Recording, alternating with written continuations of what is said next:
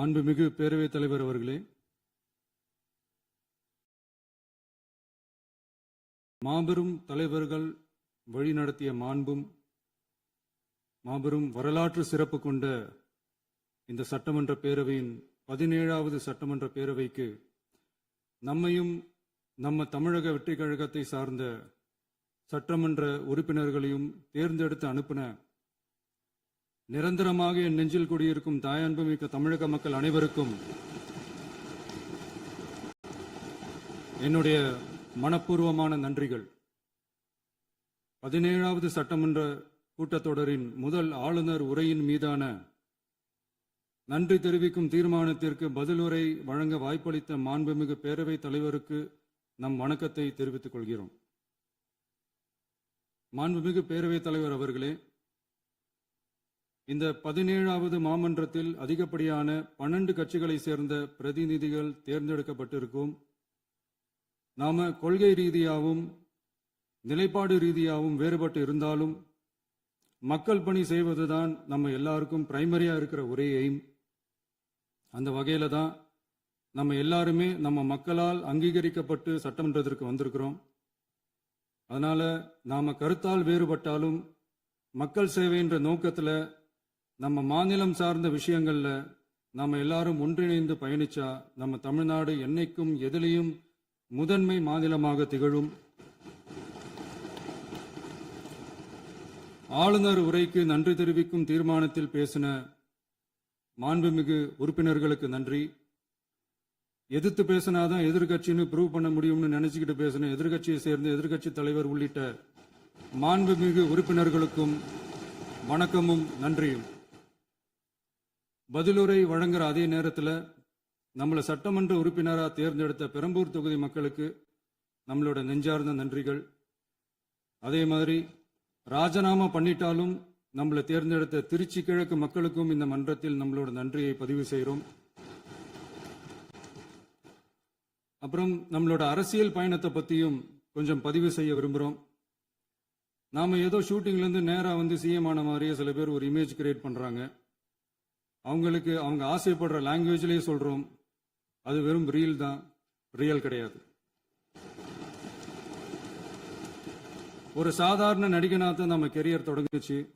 அப்புறம் அப்படியே சின்சியராக உழைச்சி மேலே வந்தோம். நம்ம கெரியரில் நாம் மேலே வந்ததுக்கு இந்த விஜய் ஒருத்தன் மட்டுமே காரணம் இல்லை, அவனோட உழைப்பு மட்டுமே காரணம் இல்லை. இந்த விஜயோட உழைப்புக்கும் உயர்வுக்கும் பின்னாடி இருக்கிற ஒட்டுமொத்த தமிழ்நாட்டு மக்களோட அன்பும் அரவணைப்பும் தான் காரணம். ஒவ்வொரு வீட்டில் இருக்க ஒவ்வொருத்தரும் நம்மளை அவங்க வீட்டில் ஒருத்தனா ஏற்றுக்கிட்டது தான் நமக்கு கடவுளும் மக்களும் தந்த மிகப்பெரிய வரம். அதுக்காகவே கடவுளுக்கு சமமான நம்மளோட சொந்தங்களான தமிழக மக்கள் அனைவருக்கும் மீண்டும் மீண்டும் நன்றி. இப்படி நம்மளை தாயன்போடு அள்ளி அரவணைச்ச தமிழ்நாட்டு மக்களுக்கு நாம் எப்படியெல்லாம் துணையாக இருந்தோம், எப்படியெல்லாம் மக்களோட மக்களா இருந்தோம்னு சொல்றேன். 1990ஸ்லயே ரசிகர் மன்றமா இருந்தப்பவே மக்களுக்கு துணையா நிற்க ஆரம்பிச்சோம். அதுக்கப்புறம் நற்படி மன்றமாகவும் அதுக்கப்புறம் விஜய் மக்கள் இயக்கமாகவும் மாறி மக்களோட மக்களா நின்றுகிட்டு இருந்தோம். 2008 ஈழத் தமிழருக்கு ஆதரவா உண்ணாவிரதம் போராட்டம் செஞ்சோம். போர் முடிவுக்கு வரணும், நம்ம தொப்புள் கூடிய உறவுகளான ஈழத் தமிழர்களுக்கு பாதுகாப்பான நிம்மதியான ஒரு வாழ்வு கிடைக்கணும்னு அன்னைக்கே கோரிக்கை வச்சோம். 2009 ஆரம்பிச்ச விஜய் மக்கள் இயக்கம் வழியா நம்மளோட மக்கள் நல பணிகளை எக்ஸ்டெண்ட் அண்ட் எக்ஸ்பேண்ட் பண்ணிக்கிட்டே வந்தோம். கல்விக்கு துணையா இருந்தோம், சோசியல் சர்வீஸ் செஞ்சோம், வெள்ள நிவாரணத்துல துணையா இருந்தோம், கொரோனா காலத்துல மக்களுக்கு தோள் கொடுத்தோம். விலையில்லா விருந்தகம், குருதியகம், முட்டைப்பால் ரொட்டி திட்டம், விழியகம், பயிலகம், நூலகம், இப்படி பல வழியில மக்களுக்கு துணையா இருந்தோம். அப்புறம் நம்மளோட திரைப்படங்கள்ல நம்மளால முடிஞ்ச வரைக்கும் ஊழல் எதிர்ப்பை சொன்னோம், சமூக நீதியை சொன்னோம், கல்வியை பத்தி சொன்னோம், அரசியலை பத்தி சொன்னோம். அரசியலை பத்தி பேசுனதுனால நம்ம படங்கள் சந்திச்ச இது வரைக்கும் சந்திக்கிற பிரச்சனையை பத்தி எல்லாருக்குமே தெரிஞ்சதுதான். இது மட்டும் இல்லாம 2011 நாகப்பட்டினத்துல மீனவர் பிரச்சனைகளுக்கு ஆதரவா ஒரு பெரிய பொதுக்கூட்டம் நடத்தினோம். மீனவர்கள் மீதான தாக்குதலை கண்டிச்சு பேசி அதுல நம்மளோட எதிர்ப்பை பதிவு செஞ்சோம். 2017 ஜல்லிக்கட்டு போராட்டத்தில் தமிழர் பண்பாட்டு உரிமைக்கான நம்மளோட ஆதரவை தெரிவித்தோம். 2018 ஸ்டெர்லைட் போராட்டம் துப்பாக்கி சூட்ல பாதிக்கப்பட்ட நம்ம சொந்தங்களை நேர்ல சந்திச்சு ஆறுதல் சொன்னோம். 2021 உள்ளாட்சி தேர்தல்ல விஜய் மக்கள் இயக்க வேட்பாளர்கள் போட்டியிட்டு ஜெயிச்சாங்க. கல்வி விருது விழா நடத்தி சிறந்த மதிப்பெண் பெற்ற மாணவ மாணவிகளுக்கு ஊக்கத்தொகையும் பரிசும் கொடுத்தோம். 2024 தமிழக வெற்றி கழகத்தை ஆரம்பிச்ச உடனேயே CAA-வை எதிர்த்து அறிக்கை விட்டோம்.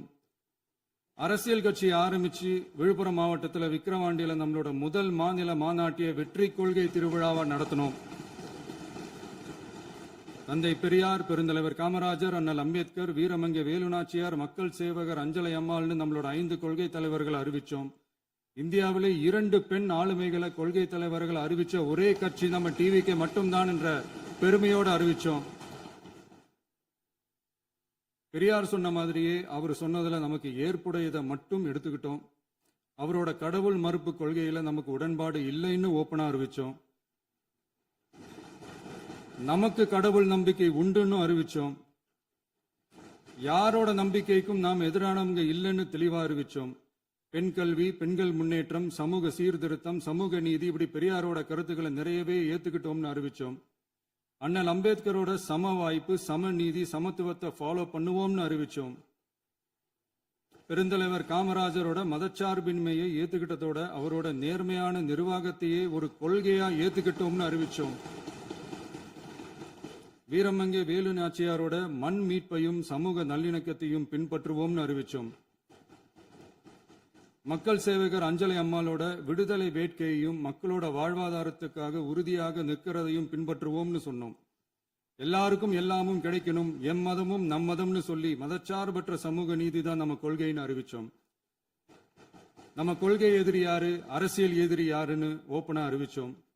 எல்லாத்துக்கும் மேல பிறப்புக்கும் எல்லா உயிர்க்கும்ன்றத நம்மளோட அடிப்படை அரசியல் கோட்பாட்டா அறிவிச்சுட்டு தான் அரசியலுக்கே வந்தோம். நம்ம மதுரை மாநாட்டில் நம்மளோட தேர்தல் அரசியல் மற்றும் ஆட்சி அதிகார அரசியல் வழிகாட்டியா அறிஞர் அண்ணாவையும் புரட்சி தலைவர் எம்ஜிஆரையும் ஏத்துக்கிட்டதா அறிவிச்சோம். அப்புறம் இன்னொன்னையும் நாம இங்க பதிவு செஞ்சே ஆகணும். எல்லாரும் கட்சி ஆரம்பிச்சுட்டு தான் ஒவ்வொரு வீட்டுக்குள்ளேயும் போவாங்க. ஆனா நாம ஒவ்வொரு வீட்டுக்குள்ளேயும் போனதுக்கு அப்புறம் தான் கட்சியவே ஆரம்பிச்சிருக்கிறோம். ஒவ்வொரு வீட்டுல ஒவ்வொருத்தரும் நம்மள அவங்க பிள்ளையா, மகனா, அண்ணனா, தம்பியா ஏத்துக்கிட்டதும் இயல்பா நடந்துச்சு. தமிழ்நாட்டு மக்களோட மனசுக்குள்ள போறதுக்கு நாம பட்ட பாடு நமக்கு மட்டும்தான் தெரியும். இதெல்லாம் புரிஞ்சாலும் புரியாத மாதிரி இருக்கிறவங்க தான் நம்மள நடிகன் என்று சொல்லியும் நம்ம கட்சிய நடிகன் கட்சின்னு சொல்லியும் சில நக்கல், நையாண்டி இதெல்லாம் பேசுவாங்க. அதை பத்தி நமக்கு கவலை இல்லைன்னு. இப்படி நம்ம அரசியல் பயணம் ரொம்ப டிரான்ஸ்பரண்டா தான் ஆரம்பிச்சிருக்கு. இந்த 2026 தேர்தலில் கூட்டணியே இல்லாமல் தனியா நின்னோம். மக்கள் நம்மள தெளிவா புரிஞ்சுக்கிட்டதாலையும் நம்ம டிவிகே தோழர்களோட உழைப்பாலையும் நாம 35% வாக்குகளை வாங்கினோம். 1,72,00,000 வாக்குகளோட தமிழ்நாட்டிலேயே தனி பெரும் கட்சியா வந்தோம். தமிழக மக்களாலையும் நம்மளோட ஆதரவு இயக்கங்களாலையும் இதோ இன்னைக்கு இங்க நம்ம டிவிகே ஆளும் கட்சியா உட்கார்ந்துருக்கிறோம். இந்த ஆளும் கட்சியா ஆனதும் அவ்வளவு சாதாரணமாலாம் நடந்துடல. 2.25 வருஷத்துல ஆட்சிக்கு வந்துட்டீங்கன்னு ரொம்ப கிண்டலா கேலியா சிலர் பேசுறாங்க. எங்களோட இந்த 2.25 வருஷ டிராவல்ல எவ்வளவு வலியும் வேதனையும் இருக்குது. நம்மளோட மக்கள் சந்திப்புக்கே அவ்வளவு இடையூறு, அவ்வளவு தடைகள், ஊர் உலகத்துல யாருக்கும் இல்லாத ஒன்னா நமக்கு மட்டுமே தனியா ஸ்பெஷலா எக்ஸ்க்ளூசிவா நிறைய நிபந்தனைகள், நெருக்கடிகள், கட்டுப்பாடுகள், நம்மளை சந்திக்க வர்ற மக்களுக்கு சரியான பாதுகாப்பு இல்லாம, நம்ம கூட்ட நிகழ்ச்சிக்கு போதுமான பாதுகாப்பு இல்லாமன்னு இன்னும் வெளியே சொல்ல முடியாத நிறைய சூழ்ச்சிகள் எல்லாத்தையும் தாண்டி தான் நாம இந்த இடத்துக்கு வந்திருக்கிறோம். But still miles to go. நம்ம டிராவல்ல எல்லாத்துக்கும் உச்சமா நம்மளோட சொந்தங்கள், நம்மளோட உறவுகள், 41 பேர் கரூர் சம்பவத்தில் இழந்த வேதனை எல்லாம் எப்படி சொல்றதுனே தெரியல. நம்ம மனசு விட்டு என்னைக்கும் அந்த வலியும் வேதனையும் நீங்கவே நீங்காது. அதுலயும் நம்ம மேலேயே பழி போட்ட கொடுமையெல்லாம் இருக்கும் பாருங்க, அதெல்லாம் வேற லெவலுங்க. என்னத்துக்கு அப்படியெல்லாம் செஞ்சாங்கன்னு தெரியல. அரசியல்னா இப்படியெல்லாம் கொடூரமா இருக்கணுமா என்ன? சரி விடுங்க. இந்த விஜய் இவனோட மக்களுக்காக எதையும் தாங்க தயாராகிட்டான். இவ்வளவு பெயின்ஃபுல்லான நம்ம பொலிட்டிக்கல் டிராவல்ல நம்மளோட மிகப்பெரிய ஆறுதலும் பலமும் என்ன தெரியுமா? என் நெஞ்சில் குடியிருக்கும் என்னோட தமிழ்நாட்டு மக்களும் என் உயிருக்கு உயிரான என்னோட தோழர்களும் தான். அவங்களோட பலத்தால தான். அன்னைக்கு 1967ல முன்னாள் முதல்வர் மாண்புமிகு அறிஞர் அண்ணா அவர்கள் தலைமையில் அமைஞ்ச சாமானியர்களோட ஆட்சி மாதிரி 1977ல முன்னாள் முதல்வர் மாண்புமிகு புரட்சித் தலைவர் எம்ஜிஆர் அவர்கள் தலைமையில் அமைஞ்ச மிக சாமானியர்களோட ஆட்சி மாதிரி இதோ இன்னைக்கு அதே வரிசையில 2026 சட்டமன்ற தேர்தலில் இந்த விஜயோட தோழர்கள் இடம்பெற்ற ஒரு மிக மிக சாமானியர்களின் ஆட்சி அமைஞ்சிருக்கு. வாகை சூடும் வரலாறு திரும்பி இருக்கிறது. இப்படி ஒரு தீர்ப்பை மக்கள் அளிச்சதுனாலதான் தமிழக வரலாற்றில் ஒரு மகத்தான கூட்டணி ஆட்சியை நாம் அமைச்சிருக்கிறோம். இளைஞர்களால என்ன செய்ய முடியும், பெண்களால என்ன செய்ய முடியும்னு கேட்டவங்களுக்கான பதில் தான் இன்னைக்கு அமைஞ்சிருக்கிற நம்ம ஆட்சி. ஒரே ஒரு குடும்பம் மட்டும் முக்கியம்னு சொல்றது நம்மளோட ஆட்சி அதிகார அரசியல் இல்ல. தமிழ்நாட்டில் இருக்கிற ஒவ்வொரு குடும்பமும் முக்கியம்னு சொல்றது தான் நம்ம அரசியல். நம்மளோட ஆட்சி அதிகாரம் அதான் நம்மளோட மனசாட்சி உள்ள மக்கள் ஆட்சி. இந்த 2026 தேர்தலில் யாராலும் உடைக்கவே முடியாதுன்னு சொன்ன மதத்தை உடைச்சோம், சாதியை உடைச்சோம், முக்கியமா காசு கொடுத்து ஓட்டு வாங்குற ஒரு நச்சு கலாச்சாரத்தையே சுக்கு நூறா தூள் தூளா உடைச்சிருந்தோம். நாம கிளீன் கவர்னன்ஸ் அண்ட் குட் கவர்னன்ஸ்ல உறுதியா இருக்கிறோம். இப்ப மட்டும் இல்ல, எப்பவுமே இப்படிதான் இருப்போம். இதுல 100% இது உண்மைன்றதுனாலதான் பாரம்பரியமான தினத்தந்தி பத்திரிகை ஊழலின் ஊற்றுக்கண் அடைக்கப்படுகிறதுன்னு 16/6/2026 அன்னைக்கு ஒரு தலையங்கமே எழுதியிருக்கு.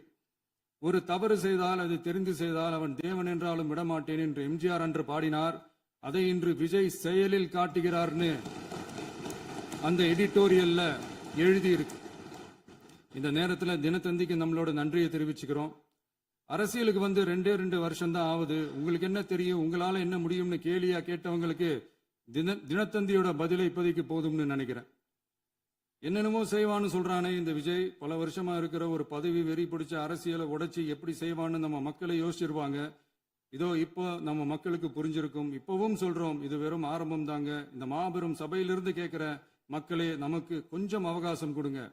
இதுக்கு முன்னாடி, அதாவது 2017 கடைசியில இருந்து 2026 ஏப்ரல் வரைக்கும் இருந்த புண்ணியவான்கள் ஆட்சியில ஒவ்வொரு டிபார்ட்மெண்ட்லயும் போட்ட ஏராளமான ஓட்டைகளை அடைச்சிக்கிட்டே படிப்படியா மக்களுக்கு நல்லதையும் செஞ்சுக்கிட்டே வருவோம்.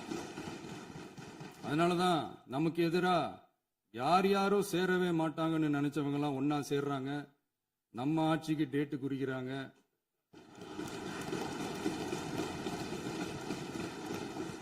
சரி, அவங்கள நம்ம மக்களே பார்த்துப்பாங்க, அதை விடுங்க. நாம ஆட்சிக்கு வந்து சரியா 40 நாள் ஆகுது. அதுக்குள்ள என்ன செஞ்சீங்கன்னு கேட்கிறாங்க. ஒரு லிஸ்ட் ஒன்னு சொல்றேன் கேளுங்க. பெண்கள் பாதுகாப்புக்காக சிங்கப்பெண் சிறப்பு படை, 200 யூனிட் வரை கட்டணமில்லா மின்சாரம், போதைப் பொருள் ஒழிப்புக்காக தனிப்படை, குறுவை நெல் சாகுபடியை ஊக்குவிப்பதற்காக 134.83 கோடி சிறப்பு தொகுப்பு திட்டம், வழிபாட்டு தலம், ஸ்கூல், பஸ் ஸ்டாண்டுன்னு அதுக்கு பக்கத்துல இருக்கிற 717 மதுபான கடைகள் மூடப்பட்டன. அங்க வேலையில் இருந்தவர்களுக்கு வேறு கடைகளில் வேலை, கவனிக்கப்படாமல் விடப்பட்ட அம்மா உணவகங்கள் புதுப்பிக்கப்பட்டன. பத்திரப்பதிவு துறையில் பகல் கொள்ளைக்கு புல் ஸ்டாப் வைக்கப்பட்டுள்ளது. வருகையில்லா ஆவண பதிவு முறை கொண்டுவர உத்தேசிக்கப்பட்ட செயல்பாட்டில் உள்ளது. அரசு மற்றும் தனியார் மருத்துவமனையில் ஸ்கேன் மையங்களில் கருவுறுவதற்கு முன் மற்றும் பின் ஏற்படும் தவறுகளை கண்காணிக்கவும், மருத்துவ நிறுவனம் முறைப்படுத்தும் சட்ட விதிகள் பின்பற்றப்படுகிறதா என கண்காணிக்கவும், மருத்துவ மற்றும் ஊரக பணிகள் இயக்கத்தின் பயன்பாட்டிற்காக 40 புதிய வாகனங்கள் வழங்கப்பட்டுள்ளது. கூட்டுறவு வங்கியின் ஏழை எளிய மக்கள் வாங்கிய கடனுக்கு முதல் முத்தாய்ப்பாக ரூபாய் 2045 கோடி தள்ளுபடி வழங்கி ஆணையிடப்பட்டுள்ளது. ஒன்றிய அரசிடம் கேட்டுக்கொண்டதற்கிணங்க கடந்த 2 வருடமாக நிறுத்தி வைக்கப்பட்ட இருந்த ஜல் ஜீவன் மிஷன் திட்டம் புதுப்பிக்கப்பட்டு ஜல் ஜீவன் மிஷன் திட்டம் 2.0 நடைமுறைக்கு கொண்டு வரப்பட்டுள்ளது. 18,500 கோடி அளவில் உறுதியளிக்கப்பட்ட காஞ்சிபுரம் மாவட்டத்தில் மைய விரிவாக்க திட்டம், கோயம்புத்தூரில் மின்னணு பொருட்கள் மற்றும் மின்னணு அமைப்புகள் உற்பத்தி திட்டம், மற்றும் திருவள்ளூர் மாவட்டத்தில் காட்டுப்பள்ளி LNT கப்பல் கட்டும் தளம் விரிவாக்க திட்டத்திற்கு ஒப்பந்தங்கள் போடப்பட்டுள்ளன. அனைத்து நிர்வாக நடவடிக்கைகளும் மின்னணு முறையில் மாற்றம் கொண்டுவர நடவடிக்கை எடுக்கப்பட்டு வருகிறது. சட்டவிரோத கல்குவாரி மற்றும் அனுமதியின்றி கனிமங்களை எடுத்துச் செல்வது தடுக்கப்பட்டுள்ளது. பல்வேறு குவாரிகள் சீல் வைக்கப்பட்டுள்ளன. கனிமங்களை கண்காணிப்பது, எல்லைகளை நிர்ணயிப்பது மற்றும் ஆளில்லா விமானம் மூலம் அளவீடு செய்வது போன்றவற்றை செயல்படுத்துவதற்கான பணிகள் மேற்கொள்ளப்பட்டு வருகின்றன. அனைத்து துறைகளிலும் அலுவலர் தலையீடு இல்லாமல் லஞ்ச லாவண்யமற்ற தமிழகத்தை உருவாக்க அனைத்து நடவடிக்கைகளும் முடுக்கிவிடப்பட்டுள்ளது. இதெல்லாம் சாம்பிள் தான், இன்னும் இருக்கு. இந்த வெறும் 40 நாளுக்குள்ளேயே இவ்வளவு செஞ்சிருக்கோம்னா இனி வர்ற நாட்கள்ல கொஞ்சம் கொஞ்சமா படிப்படியா ஸ்டெடியா உழைச்சி லஞ்ச லாவண்யம் இல்லாத, ஊழல் இல்லாத, பெண்களுக்கு பாதுகாப்பான, சுதந்திரமான, டிரான்ஸ்பரண்டான தமிழ்நாட்டை நம்ம சொந்தங்களான தமிழக மக்களுக்கு தர்றது தான் நம்மளோட ஒன் அண்ட் ஒன்லி டார்கெட். கண்டிப்பா அதை நிறைவேற்றியே காட்டுவோம். 8 கோடி மக்கள் நம்மளோட இருக்கிறப்போ ஏங்க இதை செய்ய முடியாது? மாண்புமிகு பேரவைத் தலைவர் அவர்களே, தமிழ்நாட்டின் கருவூலம் எப்படி திசை மாறி உருமாறி தேய்ந்து ஓய்ந்து கிடைக்கிறதுன்னு சொன்னாங்க. திசை மாறி உருமாறி தேய்ந்து ஓய்ந்துன்னு வசனம் மாதிரி ரைமிங்கா இல்லாம வளமான இலக்கியமா இதே சபையில பேசினவங்களோட திறமையான ஆட்சியில நடந்த நிதி மேலாண்மையை பத்தி வெள்ளை அறிக்கையா வெளியிட்டோம். வெள்ளை அறிக்கை வந்ததிலிருந்தே கண்ணை கட்டுதுங்க. அந்த காலத்துலதான் பிள்ளையோ பிள்ளை, தொல்லையோ தொல்லைன்னு சொன்னாங்க. அதே மாதிரி தாங்க அவங்க ஆட்சியாலையும் அவங்களாலையும் இன்னைக்கு தமிழ்நாட்டுக்கே தொல்லையோ தொல்லை. இப்படி ஒரு நிலைமையை உண்டாக்கி வச்சுட்டு இவங்க சொல்றாங்க நமக்கு ஆட்சி செய்ய தெரியாதுன்னு. நம்ம அமைச்சர்களுக்கும் நம்ம சட்டமன்ற உறுப்பினர்களுக்கும் ஒன்னும் தெரியாதுன்னு. ஆமாங்க, எங்களுக்கு தெரியாதுதான். எங்க சட்டமன்ற உறுப்பினர்களுக்கும் அமைச்சர்களுக்கும் மக்கள் பணி செய்ய தெரிஞ்ச அளவுக்கு மக்கள் பணத்தை சுருட்ட தெரியாதுதான்.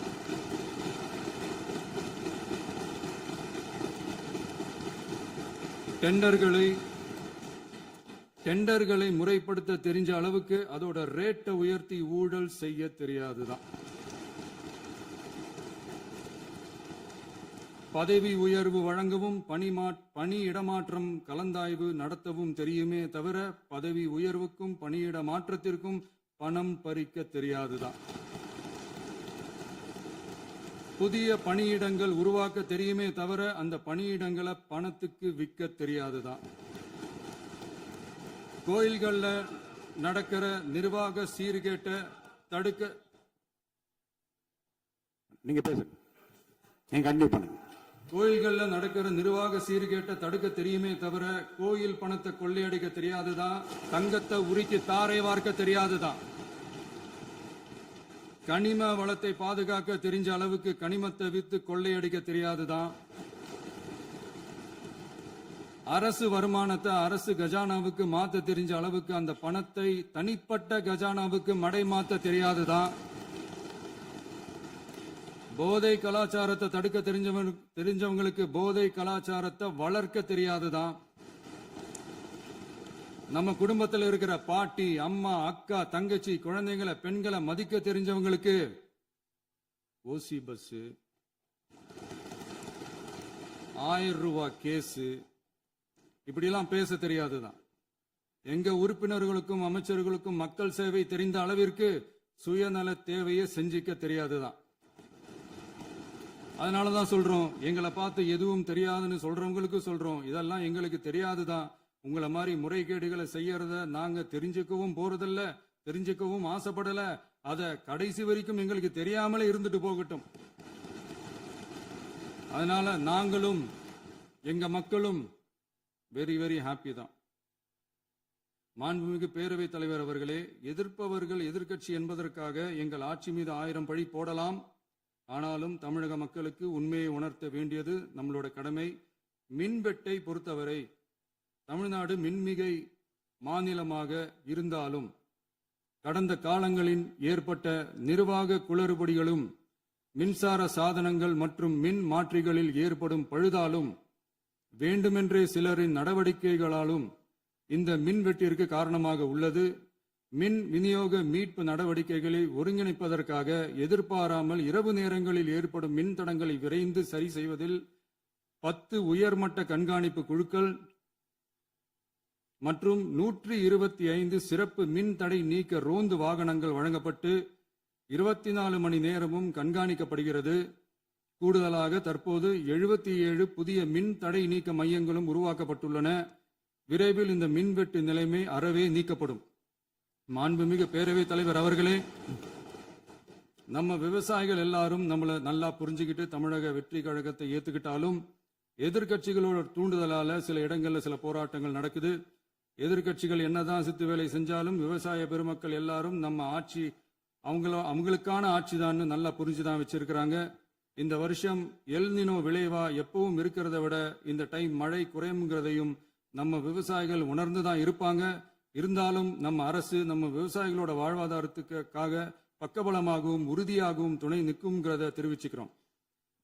நம்ம தமிழகத்தில் ஏற்கனவே நடந்த அதி அற்புதமான சூப்பரான நிர்வாக திறன் கொண்ட 50 வருஷ அரசியல் அனுபவம் கொண்ட 2.0, 3.0, 4.0 பல 0.0 மாடல் ஆட்சி நடத்த கனவு கண்டவங்களோட அட்டகாசமான ஆட்சிக்காரங்க பல்வேறு விதமான நிதி நெருக்கடியை நம்ம மக்களுக்கும் நமக்கும் பரிசா கொடுத்துட்டு போய் இருந்தாலும் கூட்டுறவு வங்கிகளின் மூலம் 75,000 வரை பயிர்கடன் பெற்று குறு சிறு இதர பெரு விவசாயிகளுக்கு 100% முழுமையான பயிர்கடன் தள்ளுபடியும் 75,000க்கு மேல் கடன் பெற்றவர்களுக்கு குறைந்தபட்சமாக 35,000 பண பயன் கிடைக்கும் அளவிற்கு மொத்தம் 14,43,504 விவசாயிகளுக்கு ரூபாய் 5,932.23 கோடி பயிர்கடன் தள்ளுபடி வழங்கப்பட்டுள்ளது. மாண்புமிகு பேரவைத் தலைவர் அவர்களே, நாம ஒன்றியத்தில் கூட்டுறவு கூட்டாட்சி, மாநிலத்தில் சுயாட்சி என்ற கொள்கையை கொண்டவங்க தான் ஏற்கனவே அறிவிச்சிருக்கிறோம். தற்போதைய ஒன்றிய அரசு சார்ந்த கட்சியுடன் அரசியலில் கொள்கை அளவில் நேர் எதிராக நிக்கிறவங்க தான் நாம.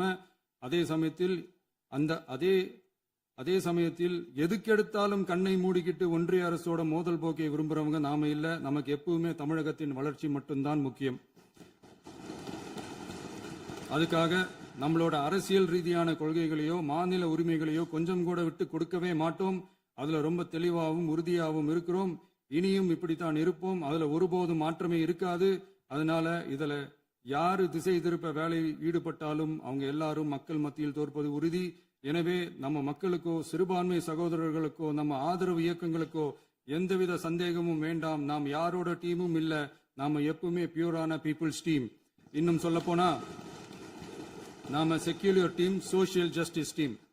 மாண்புமிகு பேரவைத் தலைவர் அவர்களே, அரசு விழாக்கள், கல்வி நிறுவனங்கள் மற்றும் பல அதிகாரப்பூர்வ நிகழ்ச்சிகளோட தொடக்கத்துல நம்ம தமிழ்தாய் வாழ்த்த பாடுறதுதான் வழக்கமா இருக்கு. தமிழ்தாய் வாழ்த்த பொறுத்த வரைக்கும் நம் அரசு இதுல நம்மளோட உறுதியான நிலைப்பாட்டை ஒன்றிய அரசுக்கு மிக தெளிவா தெரிவிச்சிருக்கு. அது இல்லாம இதில் மாநில அரசின் கொள்கைக்கு ஏற்ப ஒன்றிய அரசின் அறிவிக்கையில் திருத்தம் மேற்கொள்ள கோரிக்கையும் விடுக்கப்பட்டுள்ளது. நீட் தேர்வை பொறுத்தவரை கிராமப்புற மற்றும் பொருளாதார ரீதியாக பின்தங்கிய மாணவர்களுக்கு சமமான வாய்ப்பை வழங்குவதில்லை. மருத்துவ கல்வியில் சமூக நீதி மற்றும் சம வாய்ப்பை நீட் பாதிக்கிறது என்பதை உணர்கிறோம். எனவே மருத்துவ படிப்புகளுக்கான சேர்க்கையை 12ஆம் வகுப்பு மதிப்பெண்களின் அடிப்படையில் நடத்த வேண்டும் என்று நமது அரசு வலியுறுத்தி வருகிறது. மத்திய அரசிடம் நீட்டிலிருந்து தமிழ்நாட்டிற்கு விலக்கு வழங்க வேண்டும் என்று கோரிக்கை விடுத்துள்ளது. மாண்புமிகு பேரவைத் தலைவர் அவர்களே, பேரறிஞர் அண்ணா அவர்கள் தலைமையிலான அரசு 1968 இருமொழி கொள்கையை நடைமுறைப்படுத்தியது. தமிழ் ஆட்சி மொழி, தமிழ் மொழியை பாதுகாப்பது, மாணவர்களுக்கு ஆங்கிலத்தின் மூலம் உலக அளவிலான வாய்ப்புகளை வழங்குவது, எந்த ஒரு மொழியையும் கட்டாயமாக திணிப்பதை தவிர்ப்பது மற்றும் எதிர்ப்பது, நிலத்தின் மொழி மற்றும் பண்பாட்டு அடையாளத்தை பேணுவது என்பதை நம் தமிழக வெற்றிக் கழக ஆட்சி ஏற்றுக்கொண்டுள்ளது. எனவே தமிழ்நாட்டில் தமிழ் ஆட்சி மொழி மற்றும் இருமொழி கொள்கை என்பதில் நமக்கு மாற்று கருத்தே இல்லை. மாண்புமிகு பேரவைத் தலைவர் அவர்களே, கடந்த 11/6/2026 அன்று நடந்த நிதி ஆயோக் கூட்டத்தில் தமிழ்நாடு அரசின் சார்பாக கலந்து கொண்டு வறுமையற்ற தமிழ்நாடு இயக்கம் உருவாக்க தேவையான நிதியையும், தமிழ்நாட்டுக்கு 2 எய்ம்ஸ் மருத்துவமனைகளை தருமாறும், மருத்துவம் மற்றும் பல் மருத்துவ படிப்பிற்கு 12ஆம் வகுப்பு மதிப்பெண் அடிப்படையில் இடங்களை நிரப்புதல் குறித்தும், செயற்கை நுண்ணறிவு தொடக்க நிறுவன வளர்ப்பு மையங்கள் தமிழ்நாட்டில் அமைக்கவும், இளைஞர் திறன் மற்றும் வேலைவாய்ப்பு இயக்கம் செயல்படுத்த வேண்டியும், பெண்கள் தலைமையிலான வளர்ச்சி குறித்தும், மீனவ சமுதாயங்களின் வாழ்வாதாரம் மற்றும் மீன்பிடி படகுகள் மற்றும் மீனவர்களை விடுவித்தல் குறித்து நிரந்தர நடவடிக்கை எடுக்க வேண்டியும், காலநிலை தாங்கும் தன்மை பெருந்திட்டம் 2045 கீழ் விண்வெளி உற்பத்தி மையத்தை தேசிய விண்வெளி உற்பத்தி மையமாக அறிவிக்க கோரியும், தமிழ்நாட்டில் சாலை போக்குவரத்து, நெடுஞ்சாலை மற்றும் ரயில்வே அமைச்சகத்தின் மேம்பாட்டு குறித்தும், அனைத்து கிராமங்களையும் டிஜிட்டல் இணைப்பு வசதி ஏற்படுத்துதல் குறித்தும், கூட்டு குடிநீர் திட்டம் தொடரவும், அரசின் விழாக்களில் தமிழ்தாய் வாழ்த்துக்கான முதலிடத்திற்கான கோரிக்கையும், மேகதாது அணை கட்டுமான நிறுத்தத்தை உறுதிப்படுத்தவும், மாநிலத்தின் மீது மும்மொழி கொள்கையை வற்புறுத்தாமல், புதிய கல்விக் கொள்கையை திணிக்காமல், தமிழகத்திற்கான கல்வித் தொகை ரூபாய் 3284 கோடியை விடுவிக்க கோரியும், ஆண்டுதோறும் 5 லட்சம் இளைஞர்களுக்கு உதவித் தொகையுடன் கூடிய பணியினை தொழில்நுட்ப பயிற்சி வழங்க ஒத்துழைப்பு வழங்குமாறும், ஒகேனக்கல் 3ஆம் கட்ட கூட்டு குடிநீர் திட்டத்திற்கான நிதி ரூபாய் 2283.40 விடுவிக்கவும், வேலை வாய்ப்பு மற்றும் வாழ்வாதாரத்துக்கான உத்தரவாத திட்டத்தின் கீழ் வேலை வாய்ப்புகளை உருவாக்க உடனடி நடவடிக்கை மேற்கொள்ள வேண்டியும் மற்றும் திருக்குறளை தேசிய இலக்கியமாக அறிவிக்குமாறும் தமிழ்நாடு சார்பில் பேசியுள்ளோம் என்பதை தெரிவித்துக் கொள்கிறோம். மாண்புமிகு பேரவைத் தலைவர் அவர்களே, அண்டை மாநிலங்களுடனான நட்புறவு ஒரு மாநிலத்தின் வளர்ச்சிக்கும் நாட்டின் ஒற்றுமைக்கும் மிகவும் அவசியமானது. தமிழ்நாடு தனது அண்டை மாநிலங்களுடன் நதி நீர் பங்கீடு, பொருளாதாரம், கல்வி, கலாச்சாரம் மற்றும் போக்குவரத்து துறைகளில் நல்லுறவை பேணி வருகிறது. பரஸ்பர மரியாதை, ஒத்துழைப்பு மற்றும் கூட்டாட்சி தத்துவத்தின் அடிப்படையில் அண்டை மாநிலங்களுடனான நட்புறவை வலுப்படுத்தவும் நமது ஆட்சியில் காக்கப்படுகிறது. மாண்புமிகு பேரவைத் தலைவர் அவர்களே, சட்டம் ஒழுங்கை பத்தி பேச்சு வந்தது. சட்டம் ஒழுங்கு சரியா இருக்கணும் அப்படின்றதுல எங்களுக்கு மாற்று கருத்தே கிடையாது. கண்டிப்பா லா அண்ட் ஆர்டர் கரெக்டா இருக்கணும், கரெக்டா இருக்கும், இருக்க வைப்போம். அதே மாதிரி பெண்கள் பாதிக்கப்படுறதையும் இங்க யாராலையும் சகிச்சுக்கவே முடியாது. அதுக்கான கடுமையான நடவடிக்கைகள் நம்ம அரசு எடுத்துக்கிட்டு இருக்கிறோம். இந்த சிங்கப்பெண் சிறப்பு அதிரடிப்படை கூட அதுக்கான ஒரு ஃபர்ஸ்ட் ஸ்டெப் தான். அதே மாதிரி இந்த போதைப் பொருள் நடமாட்டம், அதை கண்ட்ரோல் பண்றதுக்கும் நம்ம அரசு கடுமையான நடவடிக்கைகள் எடுத்துக்கிட்டு இருக்கிறோம். அதையும் கண்டினியூ பண்ணி எடுப்போம். மாண்புமிகு பேரவைத் தலைவர் அவர்களே, இப்ப நான் சொன்ன இந்த பிரச்சனைகள்லாம் 2026 போன மாசம் மே மாசம் 10ஆம் தேதி புதுசா வந்துடல. இதெல்லாம் பல வருஷமா இருக்கிற பிரச்சனைகள் தான், பல வருஷமா கண்டுக்காம விட்ட பிரச்சனைகள் தான். இன்னைக்கு எதிர்கட்சிக்காரங்க அதை பத்தி கேட்கும் போது எனக்கு அது அக்கறையா தெரியல, அவதூறு அரசியலா தான் தெரியுது, பழி போடுற அரசியலா தான் தெரியுது. இப்படி அவதூறு பழி போடுறவங்களை பார்த்து ஒன்னே ஒன்று தான் கேட்கணும்னு தோணுது. கடந்த 9-10 மாசமா நம்ம ஸ்டேட்ல சட்டம் ஒழுங்கு டிஜிபியே இல்லை. சட்டம் ஒழுங்கு டிஜிபியை போடுங்கன்னு சொல்லி எல்லாம் ஓஞ்சி போயிட்டோம். போன ஆட்சியில நடந்ததுக்கெல்லாம் இப்பதான் விடையே கண்டுபிடிக்கிறோம் நம்ம ஆட்சியில்.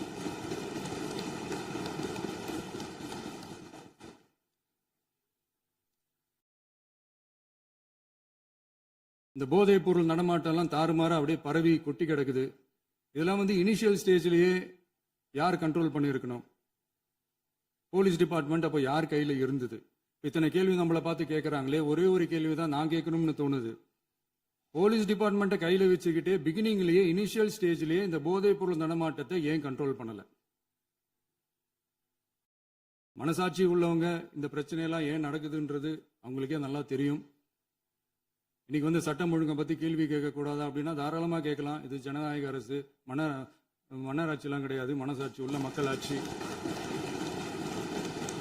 அதனால கேள்வி கேட்கலாம், எல்லாருக்கும் எல்லா உரிமையும் உண்டு. விமர்சனம் செய்யலாம், எல்லாருக்கும் எல்லா உரிமையும் உண்டு. ஆனா நம்ம ஆட்சியில என்ன நடவடிக்கைகள் எடுத்திருக்கோன்றது தெரிஞ்சுக்கிட்டு அதுக்கு ஏற்ற மாதிரி ஒரு நடுநிலையா பேசுனீங்கன்னா கொஞ்சம் நல்லா இருக்கும். சட்டம் ஒழுங்கை பத்தி யாருக்கு என்ன யோசனை இருந்தாலும், மக்கள் நலனுக்காக யாருக்கு என்ன யோசனை இருந்தாலும் அதை தாராளமாக சொல்லலாம். நம்ம அரசு அது காது கொடுத்து கேட்கும். ஆனா நம்ம அரசினுடைய நிர்வாகத்திறன் அதை பத்தி பேசுறவங்களுக்கு இந்த ஊரடிச்சு உலையில போட்டு ஊழல் மேல ஊழலா செஞ்சுக்கிட்டு அதுல இருந்து தப்பிக்கிறதுக்கு பேர் தான் நிர்வாகத்திறன் அப்படின்னு சொன்னா, அப்படிப்பட்ட ஒரு ஊழல் செய்யற நிர்வாகத்திறனை நம்ம அரசு ஒரு நாளும் செய்யாது. பொட்டி பெட்டியா பணத்தை வச்சுக்கிட்டு, பெட்டியை வச்சு எல்லாம் செஞ்சுக்கிட்டு, போதைப் பொருள் பாதுகாவல் கழக மாடல் அரசாங்கம் செஞ்ச ஒவ்வொரு ஊழலா வெளியில வந்துகிட்டு இருக்கு. டாஸ்மாக்ல அது என்னப்பா அது பேரு, பார்ட்டி ஃபண்ட், கட்சி நிதி அப்படின்ற பேர்ல அடிச்ச கொள்ளையெல்லாம் ஒண்ணு ஒண்ணா இப்போ கவர்மெண்டோட கஜானாவுக்குள்ள கொண்டு சேர்த்துக்கிட்டே இருக்கிறோம். உட்காருங்க. மாண்புமிகு முதல்வர்கள் பதில் உரைக்கு பிறகு முதல்வர் பதில் உரைக்கு பிறகு நேரம் தரேன். அப்ப பேசட்டும், அவங்க பேசட்டும். அவங்கள பேச அனுமதி. உட்காருங்க, உட்காருங்க.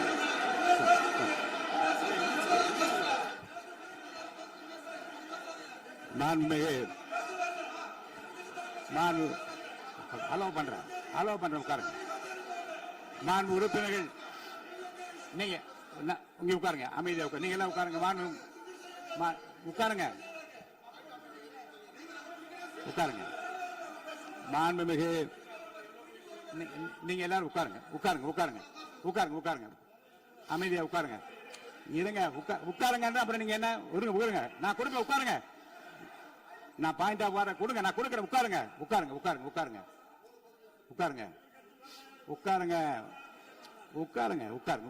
உட்காருங்க. மாண்புமிகு முதல்வர் அவர்கள் கோர்வையாக நிதானமாக சொல்லிக்கொண்டே இருக்கிறார். நீங்க குறிப்பெடுத்து வைத்துக் கொள்ளுங்கள்.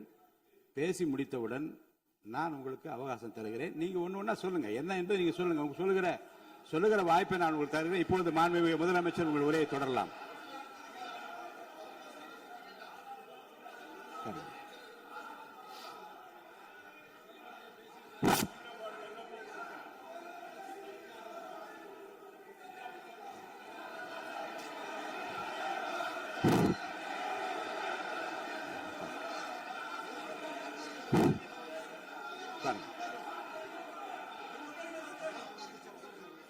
நான் எழுந்த பிறகு உட்காருங்க. எல்லாரும் உட்காருங்க. தேசிய உட்கார். நான் அலோவ் பண்றேன். உட்காருங்க. அமைதியா உட்காருங்க. நான் அலோவ் பண்றேன். அமைதியா உட்காருங்க. அங்க இருந்து குரல் கொடுக்காதீங்க. உட்காருங்க.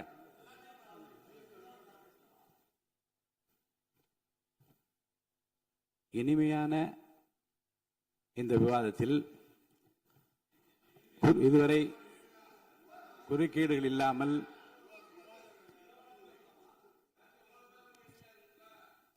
அமைதியா இருங்க. மாண்புமிகு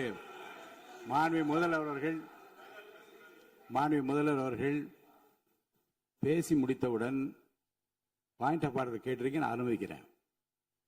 எதிர்க்கட்சி தலைவருக்கு மட்டும் நான் அனுமதி தருகிறேன். அவர் எழுந்து பேசலாம். முதலமைச்சர் நீங்க கண்டினியூ பண்ணி முடிக்கலாம். நீ எல்லாரும் எழுந்துச்சீங்கன்னா சரி வராது. உட்காருங்க. நான் சொல்லியிருக்கேன். உட்காருங்க.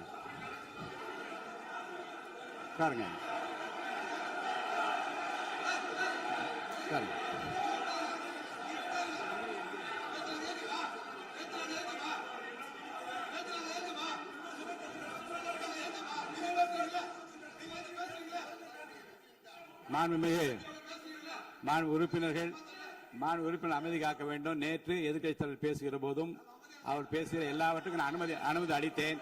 அதுல பாயிண்ட் ஆஃப் கேளுங்க. அந்த விவாதத்தில் கேளுங்க. இப்போதும் மாண்புமிகு முதலமைச்சர் அவர்கள் பேசி முடித்த பிறகு நான் உங்களுக்கு அதுக்குரிய அவகாசம் தருகிறேன். நீங்க கேள்வி கேளுங்க. கேட்கிற உரிமையும் விளக்கத்தை பெற்றுக்கொள்ள உரிமை உங்களுக்கு இருக்கிறது. அதற்கு அவகாசம் நான் தருகிறேன். மாண்புமிகு உறுப்பினர் அமருங்க. நான் என் தீர்ப்பை சொல்லுகிறேன்.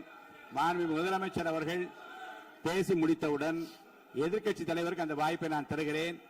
நிச்சயமா அந்த கேள்வி கேட்கலாம். உட்காருங்க. எல்லாரும் பேரவை முன்னவர் பேசுங்க. மாண்பு பேரவைத் தலைவர் அவர்களே, இன்று இவர்கள் முயற்சி செய்வது அவர் ஆளுங்கட்சியாக இருக்கின்ற போது இருங்க, நான் சொல்லிடுறேன் பிளீஸ். ஒரே நிமிஷம் நான் சொல்லிடுறேன் பிளீஸ். ஆளும் கட்சியாக இருக்கின்ற போது நீங்கள் சொன்ன ஒரே வார்த்தை, நாங்கள் பேசி முடித்ததற்கு பிறகு குறிப்பிடுத்துவிட்டு நீங்கள் எந்த கேள்வி வேண்டுமானாலும் கேட்கலாம் என்று ஒரு முறையை நீங்கள் பின்பற்றினீர்கள். அதே முறையை இப்போது பின்பற்ற வேண்டும் என்று கேட்டுக்கொள்கிறேன். பள்ளிக்கல்வித்துறை அமைச்சர் மாண்புமிகு பேரவைத் தலைவர் அவர்களே, நேற்றைய தினம் கூட எதிர்க்கட்சி தலைவர் சொன்னதை முழுமையாக கேட்டு இறுதியில் ஒரு வாய்ப்பு தந்தீங்க. அதுவும் இல்லாம இந்த நேரத்தில் நேரலையில் நீங்களும் பாக்குறீங்க. அங்கிருந்து ஒருமையில் விழித்து இந்த பக்கம் இருக்க உறுப்பினர்களை பார்த்து அப்படின்னு ஒருமையில் விழிப்பதை உங்கள் மூலமாக கண்டிக்கிறேன். அந்த வார்த்தையை அவை குறிப்பிலிருந்து நீக்கணும். கண்ணியம் காத்து முதல்வர் முழுமையாக பேசுவதை காத்து கண்ணியம் காத்து இந்த சபைக்கு ஒரு மரபு இருக்கிறது. அதை மூத்த உறுப்பினர்கள் பின்பற்றபடி உங்கள் மூலமாக கேட்டுக்கொள்கிறேன். மாண்புமிகு முதலமைச்சர் அவர்கள் உரையை தொடரலாம்.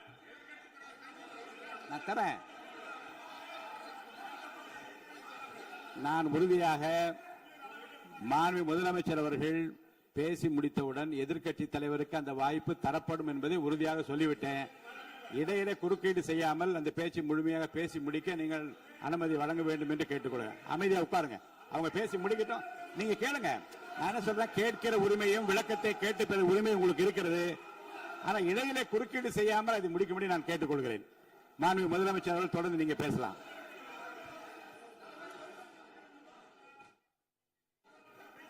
எதிர்க்கட்சி தலைவர் அவர்கள் உங்கள் கட்சியினுடைய உறுப்பினரை அமைதிப்படுத்த வேண்டும் என்று நான் கேட்டுக்கொள்கிறேன். உங்களுக்கு வாய்ப்பு தரவில்லை என்றால் அவர் எழுந்து நிற்பதில் நியாயம் இருக்கு. வாய்ப்பு தரப்போகிறேன். நான் முதலமைச்சர் அவர்கள் பேசி முடித்தவுடன் உங்களுக்கு வாய்ப்பு தரப்படும். அது வரைக்கும் உங்களுடைய உறுப்பினரை அமைதி காக்க நீங்கள் தான் பார்த்துக் கொள்ள வேண்டும். மாண்புமிகு அவை முன்னவர். மாண்புமிகு பேரவைத் தலைவர் அவர்களே, அவர் அப்போது சொன்னது வேறு, இப்போது நடந்து கொள்கிற முறைகள் வேறாக இருக்கிறது. அன்றைக்கு அவர் சொல்லுகிற போது அமைச்சர் அத்தனை பேரும் பேசி முடித்ததற்கு பிறகு உங்களுடைய கருத்துக்கள் யாராவது தெரிவிக்கலாம். இப்போது பின்பற்றினால் நன்றாக இருக்கும். நீங்கள் அதற்காகத்தான் சொன்னீர்கள். முதலமைச்சர் பேசியதற்கு பிறகு எதிர்க்கட்சி தலைவர் அவர்கள் பேசுவதற்கு வாய்ப்பளிக்கிறோம் என்று சொல்லியிருக்கிறார்கள். ஆகவேதான் அந்த வாய்ப்பை நீங்கள் இல்ல அது பதில் சொல்லணும்னு கேட்டிருக்காங்க. பதில் சொல்லணும் சொல்லியிருக்காங்க. பதில் சொல்லினா தங்க பிரச்சனை இல்ல. அப்படி இல்ல. ஆகவே இல்ல நேற்றைய தினம் நீங்கள் அப்படி பேசிக் கொண்டது ஆறாவது இல்ல. நேற்றைய தினம் நீங்கள் பேசுகிற போது ஆறாவது குறுக்கிட்டார்களா? நீங்கள் பேசுகிற போது யாருமே குறுக்கிடவில்லை. நீங்க எவ்வளவு பேசினீர்கள், எவ்வளவு வார்த்தைகள் பேசினீர்கள் என்பதெல்லாம் எங்களுக்கு தெரியும். யாருமே அதில் குறுக்கிடவில்லை. இது முதலமைச்சர், எங்கள் முதலமைச்சர் எதிர்க்கட்சி தலைவர் பேசுகிற போது யாரும் குறுக்கிட வேண்டாம் என்று சொன்னார்கள். அதை நாங்கள் பின்பற்றினோம். ஆனால் இன்றைக்கு நீங்கள் பின்பற்றவில்லை என்பதால் வேதனையாக இருக்கிறார். முன்னவர் நேற்று எதிர்க்கட்சி தலைவர் பேசுகிற போது அடுக்கடுக்காக குற்றச்சாட்டுல வைத்தார். இப்போ அதற்குரிய மாண்புமிகு பொதுப்பணித்துறை அமைச்சர் கூட காலையில் அலுவலகத்தை சந்தித்து அவர்கள் சாட்டிய குற்றச்சாட்டுகளுக்கெல்லாம் ஆதாரங்களை தான் நான் கொண்டு வந்திருக்கிறேன் என்று சொன்னேன். நான் நேற்று அந்த விஷயம் நேற்றோடு முடிந்து விட்டது. ஆதாரங்களை கொடுங்கள். தக்க நேரத்தில் இதை பற்றி சொல்ல வேண்டிய நேர்ந்தால் நான் இதெல்லாம் ஆய்வு செய்து உரிய நேரத்தில் அவை குறிப்பிட்டு ஏற்றுவதற்கு முன்பாக அவரிடம் காட்டி அதற்கு பிறகு அதை பற்றி முடிவெடுக்கும் என்று நான் சொன்னேன். இப்போதும் சொல்லுகிறேன், மாண்புமிகு முதலமைச்சர் அவர்கள் பேசிக் கொண்டிருக்கிறார். பேசி முடிக்கட்டும். எதிர்க்கட்சி தலைவருக்கு உறுதியாக நான் வாய்ப்பு தருவேன். அவர் கேள்விகளை முன்வைக்கலாம், விளக்கங்களை பெறலாம். இப்போதைக்கு பேரவைத் தலைவர் என்ற முறையில் என்னுடைய முடிவு இதுதான். அவையில் இருக்கக்கூடிய உறுப்பினர்கள் அமரும்படி நான் கேட்டுக்கொள்கிறேன். நான் முதலமைச்சர் அவர்கள் பேச வேண்டிய போ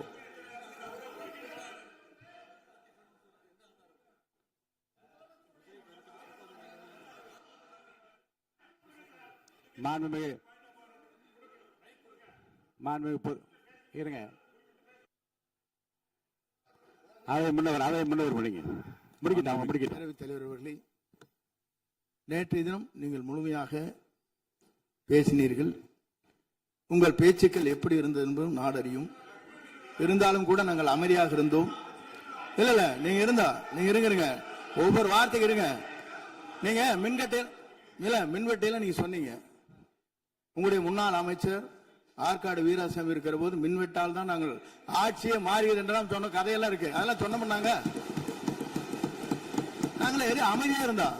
அதுக்காக நீங்க தயவு செய்து எதிர்க்கட்சி தலைவருக்கு வாய்ப்பளிக்கிறார்கள். அந்த வாய்ப்பை நீங்கள் அவர் முதலமைச்சர் பேசுவதற்கு பிறகு பேசினால் அழகாக இருக்கும். அவை முன்னர் பள்ளி கல்வித்துறை அமைச்சர். மாண்புமிகு பேரவைத் தலைவர் அவர்களே, அவர் ஒரே ஒரு வார்த்தையை தான் சொன்னார். பார்ட்டி ஃபண்ட் என்ற வார்த்தையை கேட்டு எதிர்க்கட்சி நண்பர்கள் கோபப்படுகிறார்கள். ஆனால் அதன் மீது உங்களுக்கு பாயிண்ட் ஆஃப் ஆர்டர் தருவதாகவும் நீங்கள் சட்டப்பேரவை தலைவர் சொல்கிறீர்கள். நேற்றைய தினம் இதே போல வெற்றி தலைவர் அவர்களினுடைய வழிகாட்டில் வளர்ந்த நாங்கள் சகிப்புத்தன்மையோடு அவர்கள் பல வார்த்தைகள் சொன்னார்கள். புதிதாக சோஃபா மாடல் என்றார்கள், குதிரை பேரம் என்றார்கள், எத்தனையோ வார்த்தைகள் சொன்ன போது சகிப்புத்தன்மையோடு அதை கேட்டு பொறுமையாக இருந்தோம். இவர்கள் குதிரை பேரம் எல்லாம் அவைக்குள் நீக்கப்பட்டு விட்டது. சரி, சோஃபா மாடல் என்று ஒன்று சொன்னார்கள். ஆதாரம் கேட்டு இப்படி எழுந்து நாங்கள் கொந்தளிக்காமல் ஒரு சட்டமன்றத்தில் ஒரு உறுப்பினர் எப்படி நடந்து கொள்ள வேண்டும் என்பதற்கு எடுத்துக்காட்டாக தமிழக வெற்றி கழகத்தின் உறுப்பினர்கள் நடந்து கொண்டார்கள். இப்போது மதிப்பிற்குரிய எதிர்க்கட்சி தலைவர் அவர்களை உங்கள் ஊடாக நான் கேட்பது என்னவென்றால், அவர்களினுடைய கட்சி உறுப்பினர்களை அவர் அமைதிப்படுத்தி முதல்வர் அவர்கள் உரையை முழுமையாக கேட்டு சகிப்புத்தன்மைக்கு சட்டமன்றத்தில் இந்த பக்கம் மட்டுமல்ல அந்த பக்கமும் எடுத்துக்காட்டாக இருப்பதற்கு அவர் வழிவகை செய்ய வேண்டும் என்று உங்கள் மூலமாக கேட்டுக்கொள்கிறேன். மாண்புமிகு பொதுப்பணித்துறை அமைச்சர்.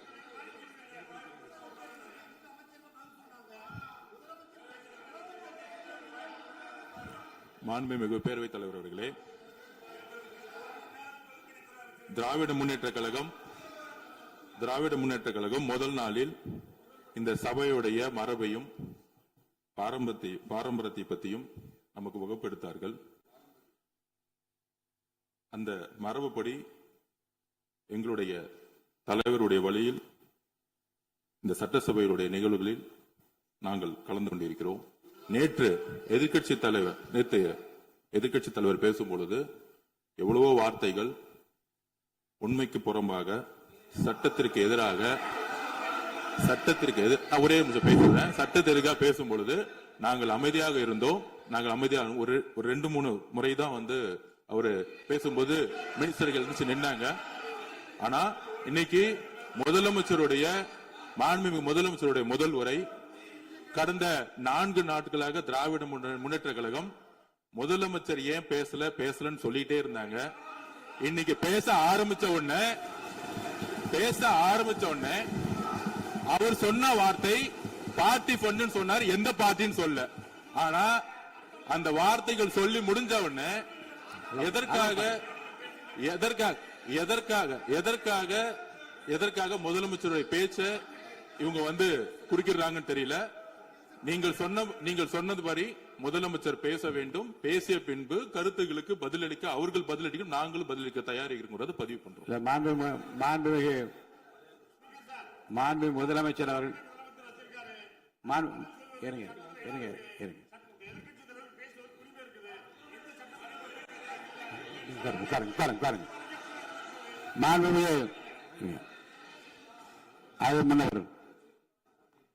மரபு இருக்கிறது. எப்போது வேணா பாயிண்ட் ஆஃப் ஆர்டர் இருந்தாலும் கூட நீங்க இந்த மரபை நீங்க கடைபிடித்தீங்களா உங்க ஆட்சியில? நீங்க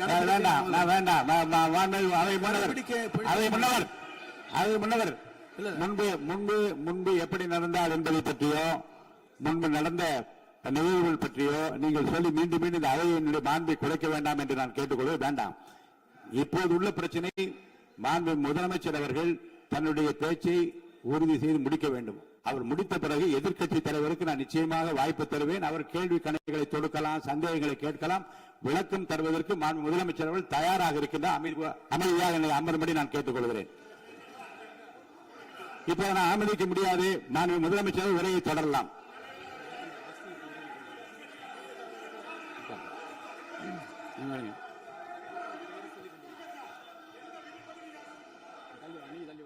மாண்புமிகு உறுப்பினர் ஆஸ்டின் உங்க இடத்துல போய் உட்காருங்க. மாண்புமிகு உறுப்பினர் ஆஸ்டின், நீங்க ஒரு மூத்த உறுப்பினர், சபை விதிகளை நன்கு தெரிந்த ஒரு உறுப்பினர், நீங்க போய் இடத்துல உட்காருங்க. முதல்ல மாண்புமிகு முதலமைச்சர் அவர்கள் உரையை தொடரலாம். இப்போது எந்த விதமான பாயிண்ட் ஆஃப் ஆர்டர்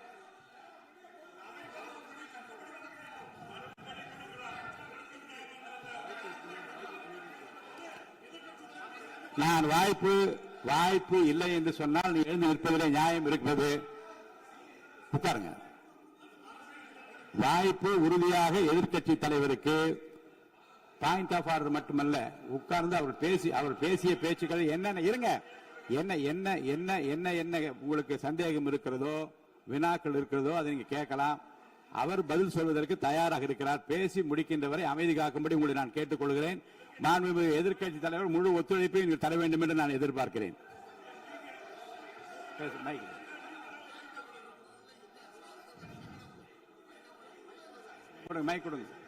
மாண்புமிகு எதிர்க்கட்சி தலைவர், பேரவைத் தலைவர், நீங்க உட்காருங்க. நேற்று நான் பேசும்போது சில அமைச்சர்கள் குறுக்கிட்டு பேசினாங்க. அதற்கு நீங்க அனுமதி கொடுத்தீங்க.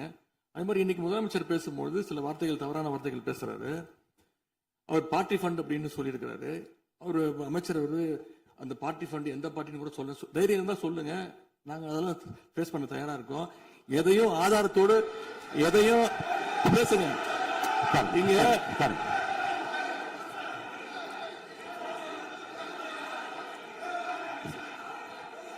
அது மாதிரி பேரவைத் தலைவர் அவர்களே, நேற்று நான் பேசி முடிஞ்சோடனே நீங்க அவை முடிஞ்சிருச்சுன்னு சொல்லிட்டீங்க. நாங்கெல்லாம் வீட்டுக்கு போயிட்டோம். வீட்டுக்கு போய் டிவி போட்டு பார்த்தா அங்க இன்னொரு அமைச்சர் இன்னும் பதில் சொல்லிட்டே இருந்திருக்கிறாரு. அதற்கெல்லாம் நாங்க இப்ப என்ன பதில் இது, என்ன மரபு இது? நீங்க இப்ப பேசிக்கிட்டே இருப்பீங்களா? நாங்க பாத்துக்கிட்டே இருக்கணுமா?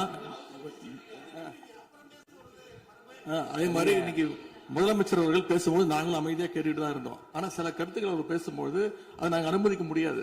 ஆதாரத்தோடு ஏதாவது பேசணும்னா, குற்றச்சாட்டுகள் சொல்லும் போது ஆதாரத்தோடு சொன்னீங்கன்னா அதை நாங்க ப்ரூவ் பண்றதுக்கு தயாராக இருக்கு. மாண்புமிகு உறுப்பினர் அவர்கள் இருங்க. நேற்று மாண்புமிகு எதிர்க்கட்சி தலைவர்கள் பேசியதும், மாண்புமிகு பொதுப்பணித்துறையர்கள் பேசியதும் ஆதாரம் இல்லாமல் பேசக்கூடாது என்று நான் சொன்னேன். ஆய்வு செய்து நீக்கப்பட வேண்டியது நீக்கும் என்று சொன்னேன். இப்போது மாண்புமிகு முதல்வர் அவர்கள் பேசி முடிக்கட்டும். நீங்கள் கூறிய கருத்துப்படி அதில் ஆதாரங்கள் இல்லாத குறிப்பாக இருந்தால் அது நீக்குவதற்குரிய உரிமை எனக்கு இருக்கிறது. ஆய்வு செய்து நான் நடவடிக்கை எடுப்பேன். இப்போது மாண்புமிகு முதலமைச்சர் அவர்கள் பேசலாம். இந்த டாஸ்மாக் மாதிரியே பல டிபார்ட்மெண்ட்லயும், மறுபடியும் சொல்றேன், கட்சி நிதின்ற பேர்ல அடிச்ச கொள்ளைய ஒன்னா கவர்மெண்டோட கஜானாக்குள்ளேயே கொண்டு சேர்த்துக்கிட்டே இருக்கிறாங்க. இப்பவும் சொல்றேன், மக்கள் பணத்துல இருந்து ஒரு பைசா கூட தொடமாட்டோம், தொடவும் விடமாட்டோம், தொட்டா விடமாட்டோம். இதுக்கு முன்னாடி தொட்டவங்களையும் விடமாட்டோம்.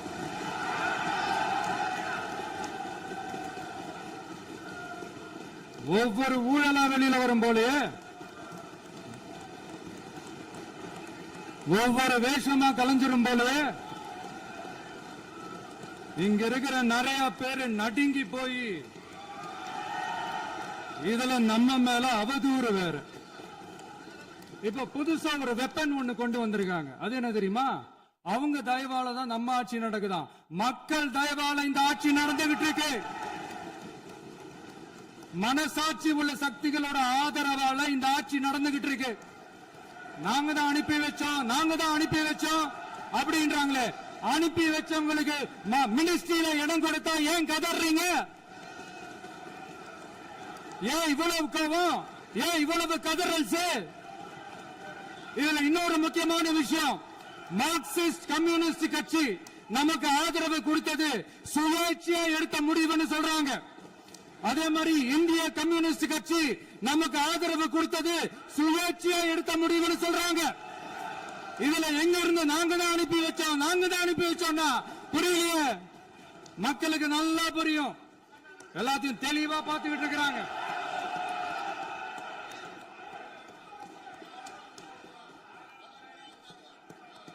முதலமைச்சர் கண்டினியூ பண்ணலாம். முதலமைச்சர்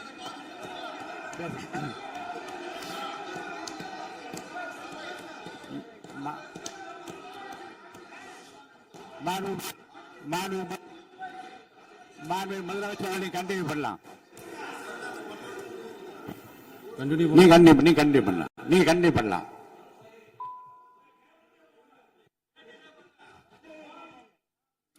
இந்த சமூக நீதி அரசுன்னு சொல்றவங்களை பார்த்து கேட்கிறேன், நம்ம பட்டியலின சகோதரர்களுக்கு எத்தனை அமைச்சர் பதவி கொடுத்தீங்கன்னு கொஞ்சம் சொல்ல முடியுமா? ஆனா நம்மளுடைய அரசுல 8 அமைச்சர் பதவிகள் யாருக்கு? நம்ம பட்டியலின சகோதரர்களுக்கு. எல்லாம் நம்ம அண்ணன், நம்ம தம்பி, நம்ம தங்கச்சிங்க. அண்ணல் அம்பேத்கர் அவர்களுடைய கிட்டத்தட்ட 100 ஆண்டு கால கனவு இப்ப நிறைவேறி இருக்கு. நான் ஏன் கொஞ்சம் சவுண்டா பேசுறேன் அப்படின்னா அவங்களுக்கு கேட்கணுன்றதுக்காக தப்பா எடுத்துக்காது. அதே மாதிரி பெண்களோட பாதுகாவலர் நாங்க தான் அப்படின்னு சொல்லிக்கிறவங்களை கேட்கிறேன், எத்தனை பெண்களுக்கு அமைச்சர் பதவியில இடம் கொடுத்தீங்க கொஞ்சம் சொல்ல முடியுமா? எங்க அரசுல 4 சகோதரிகளுக்கு அமைச்சர் பதவி கொடுத்திருக்கிறோம்.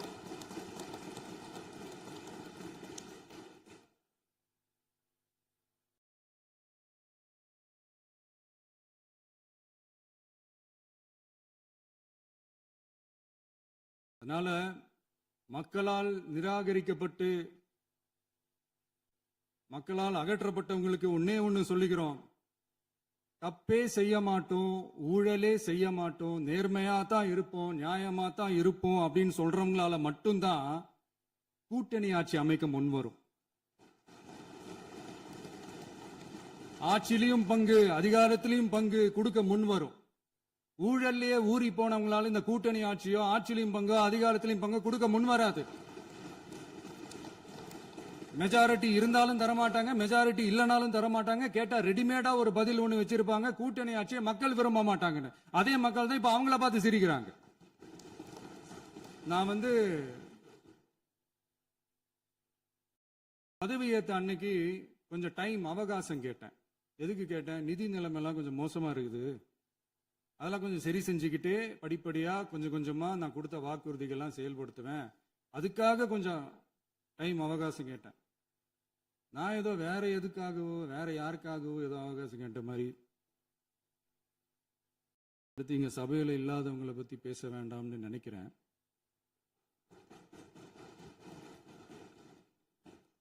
இங்க நம்மளை பத்தி அவதூறு பரப்புறதோட மட்டும் இல்லாம இப்ப நம்ம மக்கள் மேலேயும் அவதூறு பரப்ப ஆரம்பிச்சிட்டாங்க. மக்கள் நமக்கு ஓட்டு போட்டது தப்பான், குடும்பம் குடும்பமா நமக்கு ஆதரிச்சது தப்பான். இது இப்ப இல்ல, நான் சொல்றது எம்ஜிஆர் அவர்கள் காலத்திலிருந்தே. அப்பவே அவர் ஜெயிச்சப்போ அதே மக்களை தப்பு தப்பா பேசுறது. மக்கள் என்ன பண்ணிட்டாங்க, எம்ஜிஆர் என்ன பண்ணிட்டாரு, எம்ஜிஆர் என்ன இது பண்ணிட்டாரு. 50 வருஷமா ஒரே டெக்னிக்கா.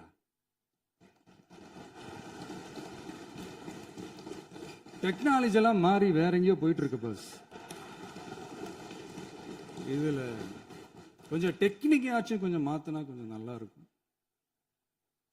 அதனால மக்களுக்கு யூஸ்ஃபுல்லா இருக்கிற மாதிரி இந்த ஆக்கப்பூர்வமான கருத்துக்களோ ஆக்கப்பூர்வமான யோசனைகளோ இருந்தா சொல்லுங்க, அதை நாங்க டிஃபரெண்டா எடுத்துக்கிறோம். ஆனா அதை விட்டுட்டு இந்த நக்கலு நையாண்டி சம்பந்தம் இல்லாத பேச்சு இதெல்லாம் பேசிட்டு அப்புறம் முதல்வர் பதில் சொல்லல, முதல்வருக்கு பதில் சொல்ல தெரியல அப்படின்னா அப்புறம் என்ன சோஃபா மாடல் ஆட்சியா?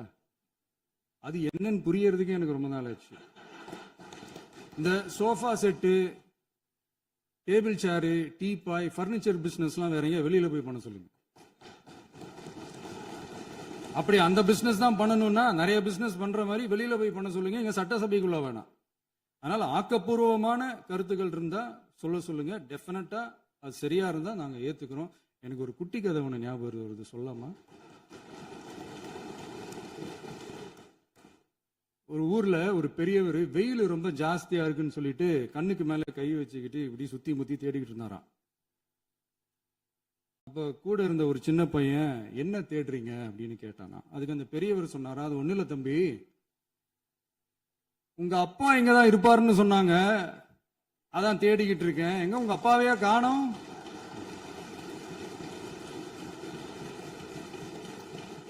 இல்ல அந்த எங்களுக்கும் நக்கலா நையாண்டியா சம்பந்தம் இல்லாத குட்டி கதை இதெல்லாம் எங்களுக்கும் பேச தெரியும்.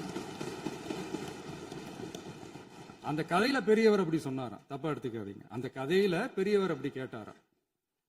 அதனால யாரும் இங்க டென்ஷன் ஆக வேணாம். அதனால இன்னொரு இந்த என்னுடைய உரையை முடிக்கிறதுக்கு முன்னாடி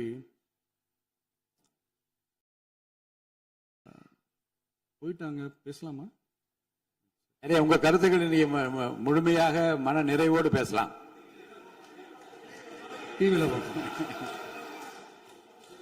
சரி. அதான் 5 நிமிஷம் பேசுனதுக்கே கொளத்தூரி இந்த ஆட்டம் ஆயிடுச்சு. பேசுனா அப்புறம் என்ன பண்றது? கடைசியா நான் இந்த உரையை முடிக்கிறதுக்கு முன்னாடி ஒரு முக்கியமான ஒரு விஷயம் பத்தி சொல்லணும். ஆளுநர் உரை அன்னைக்கு இந்த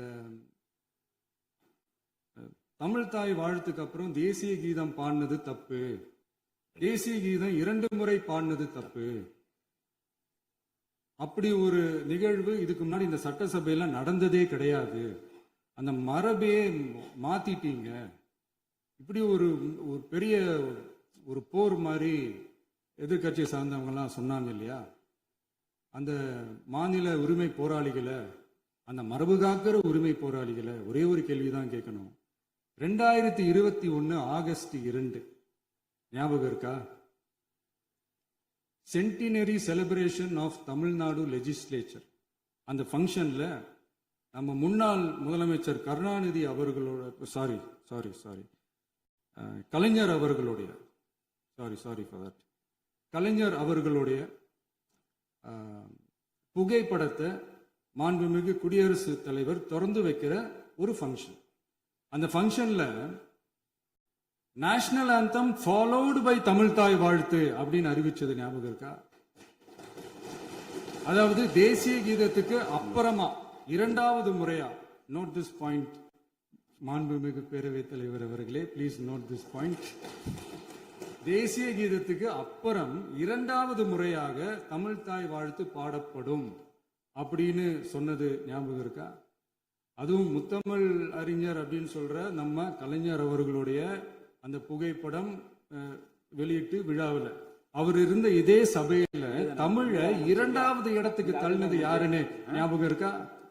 அது மட்டும் இல்ல, அந்த தேசிய கீதத்தை நாட்டுப்பண் நேஷனல் ஆந்தம்னு சொல்லி அதே ஃபங்க்ஷன்ல கடைசியா ஃபங்க்ஷன் முடியும் போது செகண்ட் டைம் தேசிய கீதம் பாடினதும் ஞாபகம் இருக்கா? இதே அவையில் தான் அது அவை குறிப்பிலும் இருக்கிறது. இதே அவையில் தான் நடைபெற்றது.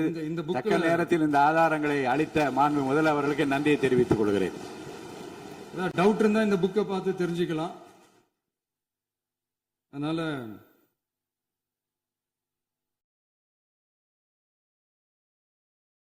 இதெல்லாம் கேட்டா என்ன சொல்லுவாங்கன்னா, அது ஜனாதிபதி கலந்துகிட்ட ஃபங்க்ஷன், அதெல்லாம் அப்படிதான், அதெல்லாம் கண்டுக்க கூடாது அப்படின்னு சொல்லுவாங்க.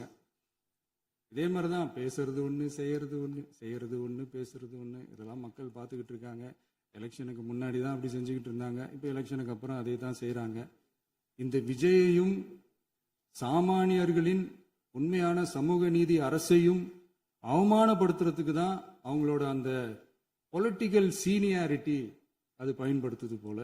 சரி, செய்யட்டும், நல்லா செய்யட்டும். இப்போ ஆனாலும் நம்மளுடைய மாநில உரிமை, மொழி உரிமை, உத்தமபுத்திரர் போல வேஷம் போடுற எதிர்கட்சிக்கு ஒன்றை மட்டும் ஆணித்தரமாக சொல்றோம். உங்களை மாதிரி தமிழ்னு சொல்லிக்கிட்டு, மொழி, பண்பாடு, கலாச்சாரம்னு சொல்லிக்கிட்டு ரெட்டை வேஷம் போடுறவங்க நாங்க கிடையாது. உலகெங்கும் வாழும் என் தமிழ் சொந்தங்களுக்கு நம்முடைய உத்தரவாதம் தமிழ் தான் எங்க உயிர் நாடி அப்படின்றத மறக்க மாட்டோம். இப்பவும் சொல்றோம், மாநில உரிமையில எப்பவும் உறுதியா இருப்போம். அதே சமயத்துல அரசியல் வேற, ஒன்றிய மாநில அரசுகளுக்கு இடையே இருக்கிற நிர்வாக அணுகுமுறை வேற. இதுல நாங்க ரொம்ப தெளிவா இருக்கிறோம். அதனால எங்களுக்கு பாடம் எடுக்கிறதா நினைச்சுக்கிட்டு உங்க வேஷத்தை நீங்களே கொஞ்சம் கொஞ்சமா கலைச்சிக்கிட்டே வர்றீங்க, மறந்துடாதீங்க. அப்புறம் நேத்து எதிர்கட்சி தலைவர், மாண்புமிகு எதிர்கட்சி தலைவர் பேசும்போது நிறைய பேசினாங்க. அதுல ஒண்ணு மட்டும் அரசு சொல்றதா நினைச்சுக்கிட்டு நம்மளை இன்டைரக்டா ஈவில் அப்படின்ற அந்த வார்த்தையை யூஸ் பண்ணாங்க. எனக்கு ஒண்ணுதான் சொல்லணும்னு தோணுது. ஈவில்ஸ்னு டெவில்ஸ் பேசக்கூடாது.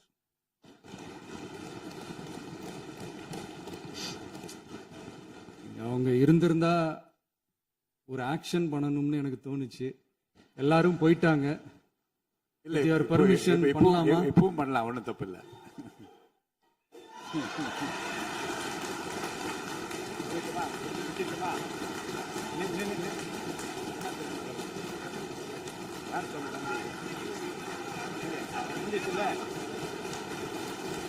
எழுந்து சொல்லட்டுமா?